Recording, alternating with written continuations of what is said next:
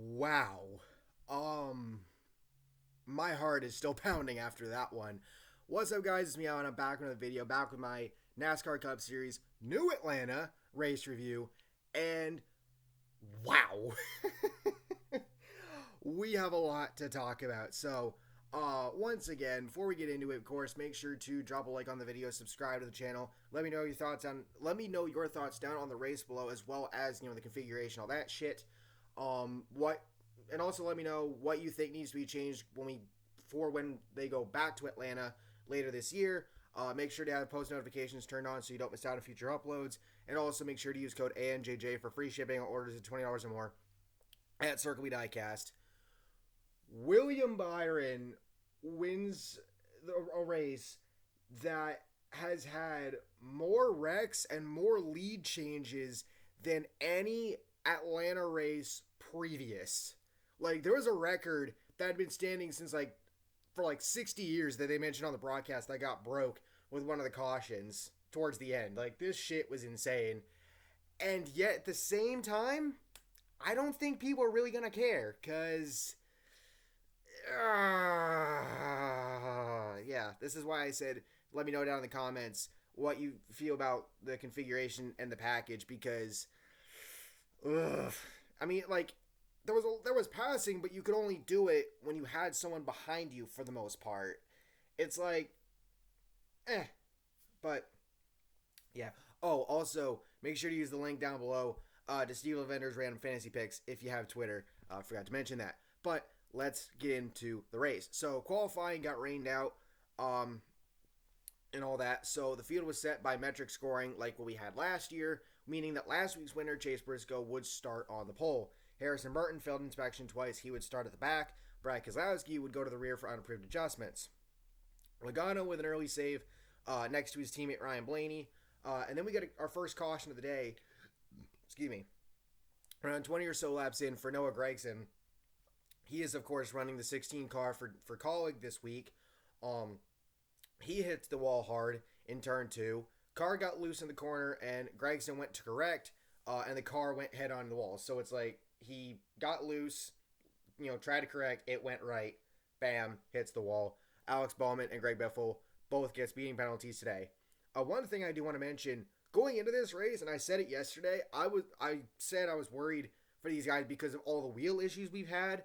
If a wheel comes off, going into one of the corners or coming off turn 4 or going into turn 1, someone was going to take a hard hit. We did see a couple of hard hits today, but nothing of that sort, although we did have tire issues today. We'll get into that. Briscoe gets loose at one point, doesn't hit the wall, but he does lose a bunch of spots. Kyle Busch gets loose on the bottom of turn 1 at lap 38. We get a competition caution at lap 45. And then issues on pit road. Massive amounts of congestion. Eric Almirola pointed the wrong way in his pit box. Brad Keselowski got damage on pit road.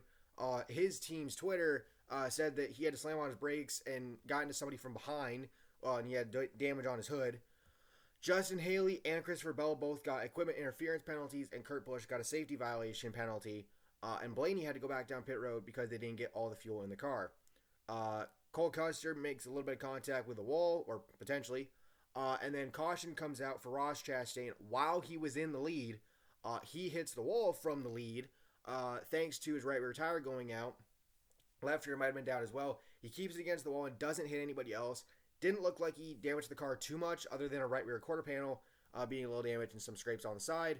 Although redundant, he would get both a speeding penalty and entering closed pit penalty, and then announced he would be held for 2 laps for improper fueling while under the damaged vehicle policy, meaning that the guy, fueling the car, did something else while doing that, which you're not supposed to do. And Chastain was also told that his diffuser was damaged and it was missing a piece on the right side. What if I were to tell you he ended up finishing 3rd in this race? Yeah, he did. Ty Dillon also got an removing equipment penalty as well. And then we get another caution, this time for Kyle Busch and Austin Dillon, wrecking off a turn 4, coming to the start-finish line 1 lap after the restart. Chase Briscoe and Ty Dillon both spin after checking it further back. Ty with significant front end damage, and Busch had gotten Austin Dillon loose, and then Austin Dillon came back up trying to correct. This caution would mark the end of stage 1, with William Byron taking the stage victory under caution. Denny Hamlin second, Daniel Suarez third, Ricky Stenhouse Jr. fourth, Eric Jones fifth, Kurt Busch sixth, Alex Bowman seventh, Tyler Reddick eighth, Kyle Larson ninth, and Austin Cindric in 10th. Typical Kyle Busch says his car is killed. Austin Dillon and Ty Dillon both unfortunately knocked out of the race. Ross Chastain should have got the free pass here, but he did not because NASCAR said that he was still receiving the penalty incurred before when the caution came out, so he would still be 2 laps down at this point. We get going with stage 2. Suarez gets into the wall a little bit, reports a bit of right front damage. Buscher checked up, forcing it 4 wide, which caused Suarez to get into the wall. Haley get with a save, and then caution comes out later on with several cars involved. Starts with Tyler Reddick spinning in turn 4 after cutting a tire. He spins and collects a bunch of cars. He got hit by Kurt Busch, who makes a little bit of contact with Christopher Bell on the side. And then Reddick collects Joey Logano and Denny Hamlin. Kyle Larson goes for a spin and has a hole in the front of his car, which had to get fixed.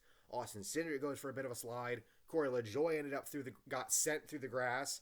The total cars listed was Reddick, Kurt Busch, Bell, Logano, Hamlin, Larson, Cindric, LaJoie, McDowell, Gilliland, and Cole Custer. I don't know how Custer ended up being involved in this, but we'll get back to him shortly. Reddick got pushed back to pit road. He would be put in his pit box backwards. Martin Truex Jr. got a speeding penalty, and Daniel Suarez got a penalty for pitting out of the box. Now, in the years past, that would have been a penalty where you get held for a lap. But in recent years, it got changed. You just drop back to the rear like with a lot of other penalties. And Reddick got a penalty himself. He would get held 2 laps on pit road for too many men over the wall while under the damaged vehicle policy. Damaged vehicle policy is kind of ass, but I digress. Kyle Busch would come back down pit road as the race got back going, so his team could fix damage. A couple laps later, we get a caution for debris from Reddick's car. Cole Custer would be done for the day from the damaged vehicle policy. Again, I have no idea how involved he was from the previous from the Reddick caution, but he was. And at this point, Chastain was able to get back on the lead lap thanks to the free pass on back-to-back cautions. Kyle Busch goes for a slide, but saves it and makes it to pit road, no caution. He would take it to the garage and climb out of the car, and a short time later, he would be announced, or a little while later, I should say, he'd be announced as being done for the day. So, yeah. We get another caution, this time with 10 laps to go in the race, or in stage 2 at least, and once again, the leader wrecking. This time, or the leader having a tire go out. This time, Ricky Stenhouse Jr., he goes for a slide after a tire goes down. He tries to save it, but Austin Cindric slides right into him. Cindric had gotten bumped by Daniel Suarez as everybody checked up. Kevin Harvick and Eric Jones end up caught in it as well. Jones trying to slow down to avoid the wreck, but he gets hit from behind by Harvick, who also looked like he had slowed down a good deal, but he just couldn't move down fast enough. Bell ended up getting turned by Larson further down, but he was able to save it. No big deal. Stenhouse done for the day. Cindric done for the day. Kyle Busch, as mentioned before, done for the day. Christopher Bell accidentally hits his team's Jackman in the leg, but his said Jackman somehow is able to stay on one leg, keep his balance, and then get the jack in under the car. He also got a removing equipment penalty for taking the gas can out, so them's the brakes. Anyway, caution comes out just before the field takes the one to go in stage 2. Kyle Larson gets turned and hits Denny Hamlin off turn 4. Coming to the line, they both hit the wall. Elliott got hit in the door by Larson when he got turned, but Elliott kept the car straight, and Ryan Blaney takes the stage 2 victory under caution. Elliott 2nd, Briscoe 3rd, Almirola 4th, Keselowski 5th, Suarez 6th, Truex Jr. 7th, Wallace 8th, Byron 9th, and Chastain 10th. So after all of that to this point, Chastain was able to get a stage point in stage 2. You'll love to see it. Hamlin done for the day, unfortunately. Larson would take his car to the garage. He'd be done as we get stage 3 going. And we get a caution for debris from Reddick's car. And unfortunately, he would end up having to park his car as well. He's done. So, yeah, for some of these guys, not a great start to the season. Reddick has been slammed with bad luck. Larson, who rarely had issues last year, he's DNF'd in 3 out of the first 5 races, and Hamlin's also had a shit start to the year. The benefit for Larson being he has a win, Hamlin does not. Repeat of last year for Hamlin? Who knows? But anyway, Bowman would report a vibration as we kept going through stage 3. At one point, Harvick felt like he had a flat tire.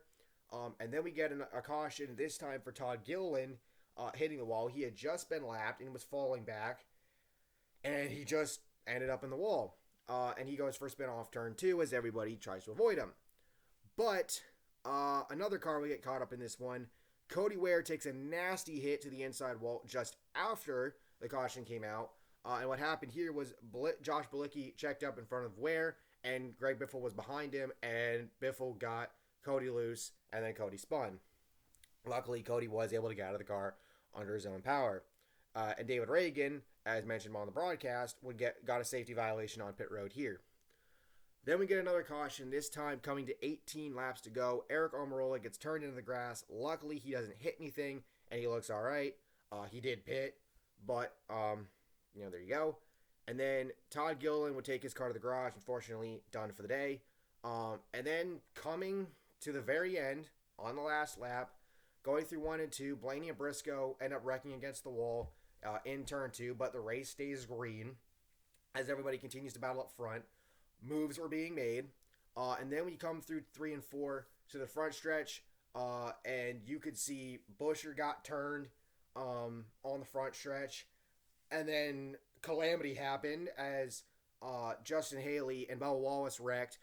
Both cars taking a big hit. Luckily, both of them were okay, but still a big hit nonetheless. And William Byron takes home the victory in Atlanta. And I don't know if NASCAR is going to call it or not. They may have called it by the time I get this up. I don't know. Or by the time I'm done filming. But if you watch that last lap back, it does look like Christopher Bell went below the line on the backstretch to advance his position past Ross Chastain. If you don't know, Atlanta does have the double line rule now, like Talladega and Daytona do, because Atlanta is technically a super speedway now because of the reconfiguration. So I will be interested to see what NASCAR calls on that one.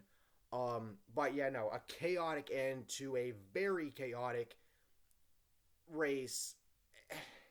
Like, I had to pause for a second because it's like the race was chaotic in multiple different ways, but it was also crap. Like the thing is that if you watch the race from beginning to end, it was just a lot of slot car racing action, which people don't like. Some people were even pointing out that this looked like the 550 package that NASCAR was hoping to see, the last couple of years, and all it took was a reconfiguration to Atlanta for that to be achieved. But it's like, again, it's like you could try and pass through a lot of the corners, but the thing is that if you don't have enough momentum and you can't move up, you fall right back. Again, slot car shit. So it's like, on one hand, we broke a record for wrecks at Atlanta. We broke a record for lead changes at Atlanta. And we had a chaotic finish. And when we get to see Jeff Gluck's, was this race a good race poll, I feel like that might get a little bit skewed because of that. But don't get me wrong. It was okay, but it wasn't good. And I kind of wonder, is NASCAR going to change the package when we come back here in the summer? Because I kind of think they need to. I don't know if you should take the over 600 horsepower package that they're running basically everywhere else except for Daytona and Talladega and run it here because of the reconfiguration. I think that would have to be something that they would have to test. Or if you run something else, I don't know, but I feel like there needs to be a change there. And yeah, I mean, there you go. But just a chaotic day overall in terms of race. I mean, F1 kicked off the day, and Charles Leclerc won the race in Bahrain fans also got to watch as both Red Bull cars dropped out near the very end. Haas fucking got a top 5 which is weird to say after what we've seen the last couple years. Congrats, Kevin Magnussen, on that. And Lewis Hamilton managed to get a top 3 out, podium finish after pretty much not doing a lot, in the race and all weekend. Like, he legitimately, it looked like, what else is there to say there? And then you had the IndyCar race at Texas. First of all, shout out Jimmy Johnson. The dude almost had a top 5 finish today. He ended up finishing 6th. Of course, this his second year in IndyCar and the first time he's running the ovals, which is nice. And we saw a teammate steal a win from a teammate as Hinchcliffe, I think. Correct me if I'm wrong. But Hinchcliffe stole the win from McLaughlin at the very end of that. And then we had the Atlanta race today. I think out of the 3 races at Atlanta this weekend, I think the Cup race might have been the best. The argument might be a little bit there between that and Xfinity, not necessarily trucks, but there's still work to be done if this is the configuration we're going to go with. And also, dear God, that race was long as fuck. To be quite honest, I think I get it's tradition. It's the Folds of Honor Quick Trip 500. I get it. You've got to shorten this thing. If anything, with this reconfiguration, only come to Atlanta once. I know Atlanta just got their second race date back in recent years, but after this race, I just can't see it being a 2-race deal moving forward. It needs to be 1 race. You got to do something with the package and shorten it. That's pretty much my thoughts on that. But let me know your thoughts down below. Hope you all enjoyed the video. Again, make sure to use code ANJJ for free shipping. Orders of $20 more at Circle B Diecast. Make sure to like and subscribe. And use the link down below to see if we'll enter random fantasy picks. If you have Twitter, I will catch y'all next time. Peace.